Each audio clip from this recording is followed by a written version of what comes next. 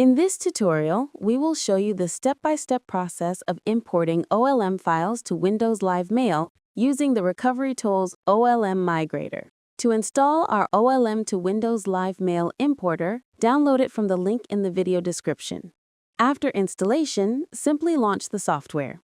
To begin, click the Next button. This tool provides users with Select File or Select Folder options. Users can choose either one of the available options. Click Next. Check on checkbox to select the folder that you want to export. Click Next. Saving option allows you to save the file in your desired format for a conversion. Let's select Windows Live Mail option for this tutorial. The Destination Path section allows you to specify the destination folder where the selected file will be exported.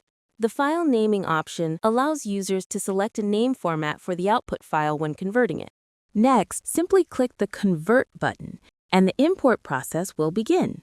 Once the import is completed, you'll receive a notification indicating that the import was successful. Click OK and open the destination folder to access the newly converted files. Let's take a look at advanced filter options of our tool. Here, user can see multiple export options to be included or excluded in converted files, such as date range, from, to, subject, exclude folders, and others. And that's it for this video. Thank you for watching.